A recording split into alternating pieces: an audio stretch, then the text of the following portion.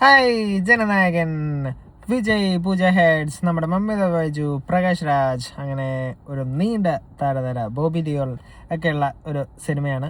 സിനിമയെ പറ്റി പറയുകയാണെങ്കിൽ ആദ്യം തന്നെ വിജയുടെ അവസാനത്തെ ചിത്രമാണ്. അപ്പോൾ അതുകൊണ്ട് തന്നെ ഈ ചിത്രം എനിക്ക് ഭയങ്കര സ്പെഷ്യലാണ്. ഞാൻ എൻ്റെ ചൈൽഡ്ഹുഡിൽ തമിഴ് സിനിമകൾ കണ്ടു തുടങ്ങിയത് തന്നെ വിജയുടെ സിനിമകൾ വെച്ചിട്ടാണ്. അപ്പോൾ അതുകൊണ്ട് തന്നെ അദ്ദേഹത്തിൻ്റെ ലാസ്റ്റ് സിനിമ എന്നുള്ള ഒരു പട്ടത്തോടെ വന്ന സിനിമ ആയതുകൊണ്ട് തന്നെ എനിക്ക് ഭയങ്കര ഒരു ഫീലിംഗ് ഉണ്ടായിരുന്നു. പക്ഷെ ആ ഒരു ഫീലിംഗ് ഈ റിവ്യൂവിനെ എഫക്റ്റ് ചെയ്യാതിരിക്കാൻ ഞാൻ മാക്സിമം ശ്രമിക്കുന്നുണ്ട്. സിനിമ ഓവറോൾ ഒരു ആവറേജ് മൂവി ആയിട്ടാണ് എനിക്ക് ഫീൽ ചെയ്തിട്ടുള്ളത്. എവിടെയൊക്കെയോ കണ്ടു മറന്ന ടൈപ്പ് ഒരു കഥ. നമ്മൾ ഈ ഒരു സെയിം പാറ്റേണിൽ കുറേ തെലുങ്ക് പടം, തമിഴ് പടം, എന്തിന് ഈവൻ മലയാളത്തിൽ പോലും നമ്മുടെ അൻവർ ഒക്കെ വന്നിട്ടുണ്ടല്ലോ, ഒരു തീവ്രവാദി ടച്ചുള്ള തീവ്രവാദികളെ ഓടിക്കുന്ന ഒരു നായകൻ എന്നുള്ളൊരു ടൈപ്പ് ഓഫ് ഒരു രീതിയാണ്, ട്രീറ്റ്മെൻ്റ് ആണ് ഈ പടത്തിന് കൊടുത്തിട്ടുള്ളത്. പിന്നെ ഈ പടം, നമ്മൾ ഈ പടത്തെക്കുറിച്ച് മനസ്സിലാക്കേണ്ട ഒരു കാര്യം എന്ന് പറഞ്ഞാൽ ഇലക്ഷന് മുമ്പ് അവർ എടുത്തു വെച്ച പടമാണ്. ഇലക്ഷന് മുമ്പ് ഇറക്കാനും വിജയുടെ TVK എന്നുള്ള പാർട്ടിനെ ഹെൽപ്പ് ചെയ്യാനും ഒക്കെ എന്നുള്ള രീതിയിൽ എടുത്തു വെച്ചിട്ടുള്ള ഒരു പടമാണ്. അതിപ്പോൾ കാണുമ്പോൾ എന്തുകൊണ്ടാണ് അന്ന് അവർ ബാൻ ചെയ്യാൻ നോക്കിയത് എന്നുള്ളതിന് വരെ നമുക്കൊരു ആൻസർ ആ പടത്തിനകത്ത് ഉണ്ട്. എന്നും പറഞ്ഞ് അങ്ങനെ എക്സ്ട്രീം സാധനങ്ങളൊന്നും ഇല്ല പടത്തിനകത്ത്. പക്ഷേ ഡെഫിനറ്റ്ലി ഇതൊരു പ്രൊപ്പഗൻഡ ഫിലിം ആണെന്ന് തന്നെ എടുത്ത് പറയേണ്ട ആവശ്യമുണ്ട്. പടത്തിനകത്ത് ഇഷ്ടംപോലെ സാധനങ്ങൾ അവരിങ്ങനെ ആഡ് ചെയ്ത് വെച്ചിട്ടുണ്ട്. അതായത് പെൺകുട്ടികളുടെ പ്രൊട്ടക്ഷന് വേണ്ടിയിട്ടുള്ള കാര്യങ്ങൾ, അവരെ എംപവർ ചെയ്യാനായിട്ടുള്ള കാര്യങ്ങൾ, അതേപോലെ വിജയ് ഒരു വോട്ടിങ് പോട്ടെ, ഒരു മെസ്സേജ് സ്പീച്ച് കൊടുക്കുകയാണെങ്കിൽ ആ സ്പീച്ചിനകത്ത് വിജയ് പറയാൻ ഉദ്ദേശിക്കുന്ന ഓരോരോ കാര്യങ്ങൾ ചെറിയ ചെറിയ ചെറിയ പാക്കേജുകളാക്കിയിട്ട് ഇങ്ങനെ പടത്തിനകത്ത് അവിടെ ഇവിടെയൊക്കെ എറിയുന്നുണ്ട്. പിന്നെ ആദ്യം ഒക്കെ തുടങ്ങിയപ്പോൾ ആദ്യം ഒരു ഫൈറ്റ് ഉണ്ട്. എനിക്ക് ആ ഫൈറ്റിനകത്ത് ഒരു അപ്പൂപ്പൻ കിടന്ന് ഉറങ്ങുന്നു, അപ്പൂപ്പനെ തള്ളിയിട്ടു എന്നും പറഞ്ഞിട്ട് വിജയ് കുറേ വെറുപ്പിക്കുന്നുണ്ട്. എനിക്ക് അതൊക്കെ എന്തോ അങ്ങോട്ട് ദഹിച്ചില്ല. പക്ഷേ പടം ഓവറോൾ ഓക്കെ. പിന്നെ അവസാനത്തെ പടം എന്നുള്ള രീതിയിൽ നിങ്ങളെല്ലാവരും തിയേറ്ററിൽ പോയി കാണാൻ പറ്റുമെങ്കിൽ എല്ലാവരും പോയി കാണുക എന്നേ ഞാൻ പറയുള്ളൂ. കാരണം ഇത് ഫാൻസിൻ്റെ കൂടെ ഇരുന്ന് കാണാൻ ഒരു പ്രത്യേക രസമായിരുന്നു.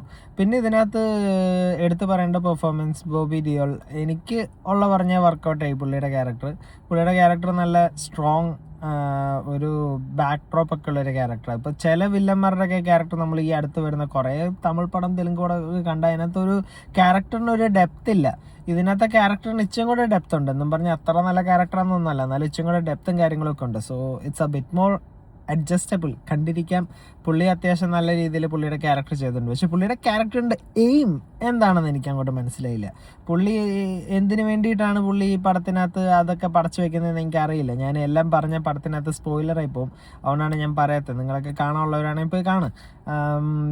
പടത്തിനകത്ത് പുള്ളി എന്തിനാണ് ഇതൊക്കെ കാണിച്ചു കൂട്ടുന്നത് എന്നെനിക്ക് മനസ്സിലായിട്ടില്ല.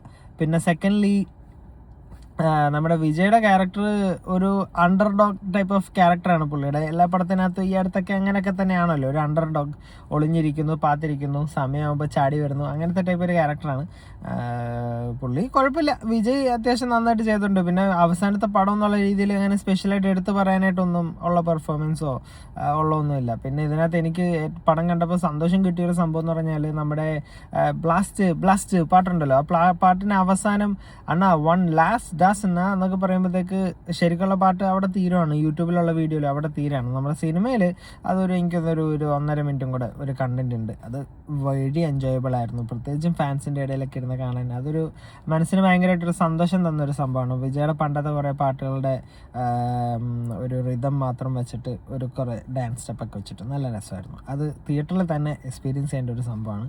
Highly recommend. പിന്നെ പടം തീരുമ്പോൾ പറയാലോ, എൻ്റെ തിയേറ്ററിൽ ആ സാധനം ഇല്ലായിരുന്നു. ഞാൻ ഇവിടെ കാനഡയിലാണ് കണ്ടിട്ടുള്ളത്. ഇവിടെ വന്നിട്ടുള്ള പ്രിന്റിനകത്ത് ഇതില്ല എന്നാണ് തോന്നുന്നത്. അവസാനം പടം തീരുമ്പോൾ ഞാൻ ഇൻസ്റ്റാഗ്രാമിലൊക്കെ കണ്ട കുറേ ആളുകൾ വീഡിയോസ് ഇടുന്നുണ്ട് പടത്തിനകത്തൊരു നൊസ്റ്റാൾജിക് വീഡിയോ പോലെ, വിജയുടെ പണ്ടത്തെ കുറച്ച് കാര്യങ്ങളൊക്കെ കാണിച്ചിട്ട്, പണ്ടത്തെ മൂവീസും അതിൻ്റെ ക്ലിപ്സൊക്കെ വെച്ചിട്ട്. പക്ഷെ ഇവിടെ അങ്ങനെ ഒരു സാധനമേ ഇല്ലായിരുന്നു. പടം തീരുന്നു, ബ്ലാക്ക് സ്ക്രീനിൽ ടൈറ്റിൽ സ്ക്രോൾ പോകുന്നു, അങ്ങനത്തെ രീതിയിലായിരുന്നു. പിന്നെ come back to the movie. പിന്നെ പടത്തിനകത്ത് കുറേ AI വീഡിയോസ് ഉണ്ട്. എന്താണെന്നറിയില്ല, കുറേ ക്രെഡിറ്റ്സ് ഒക്കെ ബാക്കി ഉണ്ടായിരുന്നു എന്ന് തോന്നുന്നു. പട്ടച്ചു വിട്ടോളം പറഞ്ഞിട്ടുണ്ടാവും ഡയറക്ടർ. ഏതോ ഒരു ആഫ്രിക്കൻ രാജ്യമൊക്കെ കാണിക്കുന്നുണ്ട്. ആ രാജ്യം, അങ്ങനെ ഒരു രാജ്യം ഇല്ല ഉറപ്പായിട്ടും, അതൊരു ഇമാജിനറി രാജ്യമാണ്. ആ രാജ്യത്തിനകത്ത് വെടിവെപ്പും അവിടെ എന്താ പറയുക ഇന്ത്യൻ എന്തോ വലിയ സംഭവമൊക്കെ വന്ന് രക്ഷിക്കുന്ന പോലെയൊക്കെയാണ് കാണിക്കുന്നത്. കാരണം അവർ ആദ്യം വരുമ്പോൾ ഒരു ബുക്കിലെറ്റ് ഉണ്ട്, അതിനകത്ത് എന്തോ ഇന്ത്യൻ എന്തോ എഴുതിയിട്ടുണ്ടായിരുന്നു, മറന്നുപോയി. അപ്പോൾ അങ്ങനത്തെ രീതിയിലൊരു ഇൻട്രൊഡക്ഷനൊക്കെയാണ് ബേബി ഡിയോളിനുള്ളത്. ബേബി ഡിയോളാണ് ആ ഒരു രാജ്യത്തുള്ളത്. പുള്ളി അവിടുത്തെ എന്തോ വലിയ ഡിക്റ്റേറ്റർ മാതിരി ഒരു സംഭവമാണ്. അപ്പോൾ അതൊക്കെ ഇച്ചിരി ഓവറായിരുന്നു. എന്തോ നമുക്ക് കണ്ടിരിക്കുമ്പോൾ വിശ്വസിക്കാൻ പറ്റുന്ന കുറച്ച് സാധനങ്ങളൊക്കെ വേണം. അങ്ങനത്തെ ഒരു ഫാക്ടർ ആ പടത്തിനകത്ത് ആ ഒരു ഏരിയയിൽ ഒന്നുമില്ല. പിന്നെ കുറേ വീഡിയോസ്, അത് കണ്ടാൽ തന്നെ ഒരു ലോ ക്വാളിറ്റി. ഇപ്പോൾ എന്തൊക്കെ നല്ല വീഡിയോസ് വരുന്നുണ്ട്. ഇതിപ്പോൾ ഈ പടം 10 കൊല്ലം മുമ്പ് ചെയ്തു വെച്ച പടമൊന്നുമല്ല. ഇപ്പോൾ ഈ ജനുവരിയിൽ അല്ലെങ്കിൽ ആ ഡിസംബർ സമയത്ത് ചെയ്തത്. ആ സമയത്താണെങ്കിൽ പോലും എന്ത് നല്ല ടെക്നോളജി ഉണ്ട് AI-ൽ. എന്തിന് ഇത്ര നാൾ പെട്ടിലിരുന്ന പടമല്ലേ അത്. അവർക്ക് ആ സാധനമൊക്കെ ഒന്ന് മോഡിഫൈ ചെയ്യാനോ എന്നാൽ ശരി ഇതൊക്കെ ഒന്ന് ഇതിൻ്റെ ക്വാളിറ്റി ഒക്കെ ഒന്ന് കൂട്ടിയേക്കാന്നൊക്കെ വെക്കാനുള്ള ഒരു ലെവറേജ് അവർക്ക് ഉണ്ടായിരുന്നു. അതൊന്നും അവർ യൂസ് ചെയ്തില്ല. ആ ഒരു AI videos kind of spoiled it for me. എനിക്കെന്തോ ഞാൻ ശരിക്കുള്ള ക്രാഫ്റ്റ്മാൻഷിപ്പിൽ വിശ്വസിക്കുന്നു. പ്രത്യേകിച്ചും ഇവിടെ എത്ര നല്ല നല്ല സിനിമകൾ ഇറങ്ങുന്നു, അവർ വിഷ്വൽ എഫക്ട്സിൽ ചെയ്തെടുക്കുന്നു എന്നുള്ളത് ഈസ് ഡിഫറെൻറ്റ്.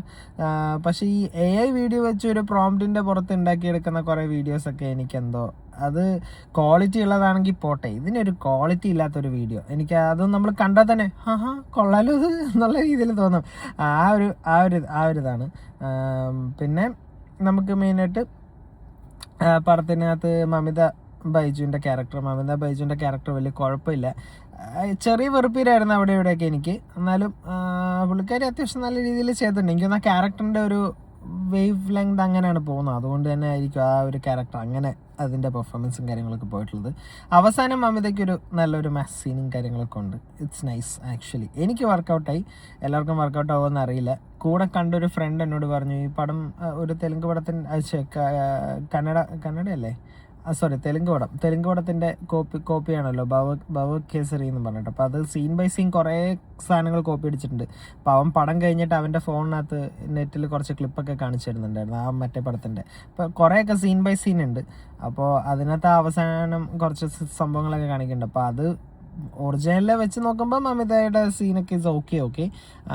പക്ഷേ still I think she did good. പിന്നെ പൂജ ഹെഡ്ജ് ഒരു കാര്യമൊന്നുമില്ല. ഇതിപ്പോൾ പൂജ ഹെഡ്ജ് അല്ലാതെ വേറെ ആരെ കൊണ്ട് ആ റോൾ അഭിനയിപ്പിച്ചായിരുന്നെങ്കിൽ ആ റോൾ അങ്ങനെയൊക്കെ തന്നെ ഉണ്ടാവും. അത് ചുമ്മാ ഒരു മാർക്കറ്റ് വാല്യൂവിന് വേണ്ടി പൂജ ഹെഡ്ജിനെ വിളിച്ച് കൊണ്ടുവന്നു അഭിനയിപ്പിച്ചു. പുള്ളിക്കാരിക്ക് അവിടെ പ്രത്യേകിച്ച് റോളൊന്നുമില്ല. പുള്ളിക്കാരിയുടെ റോൾ ഒരു ഓക്കെ. അതിപ്പോൾ ആ പൂജ ഹെഡ്ജിൻ്റെ ക്യാരക്ടർ തന്നെ ഒരു ചെക്കനായിരുന്നെങ്കിൽ പോലും ആ റോള് അവിടെ അത് അങ്ങനെ അങ്ങ് പോയാനെ. അങ്ങനത്തെ ടൈപ്പ് ഒരു റോൾ, ഒരു ടിപ്പിക്കൽ ചുമ്മാ പേരിനൊരു നടി റോൾ, അത്രേ ഉള്ളൂ. യെസ്. അപ്പോൾ ഗൈസ്, അതൊക്കെയാണ് ജനനായകൻ്റെ വിശേഷങ്ങൾ. എന്തായാലും തിയേറ്ററിലൊരു നല്ല എക്സ്പീരിയൻസ് ആയിരുന്നു പടം, അത് ഞാൻ പറയാം. ഫാൻസിൻ്റെ കൂടെയൊക്കെ കാണാനൊരു രസമാണ്. പിന്നെ വിജയ് ഇനി അഭിനയിക്കുമോ ഇല്ലയോ എന്ന് എനിക്കറിയത്തില്ല. അഭിനയിക്കുമായിരിക്കാം, അഭിനയിക്കാതിരിക്കാം. എന്തായാലും വിജയുടെ തൊലിക്കട്ടി ഞാൻ സമ്മതിച്ചിരിക്കുന്നു. വേറൊന്നുമല്ല, ഈ പടം ഞാൻ പറഞ്ഞ പോലെ വിജയ് CM ആവുന്നതിന് മുമ്പെടുത്ത പടമാണ്.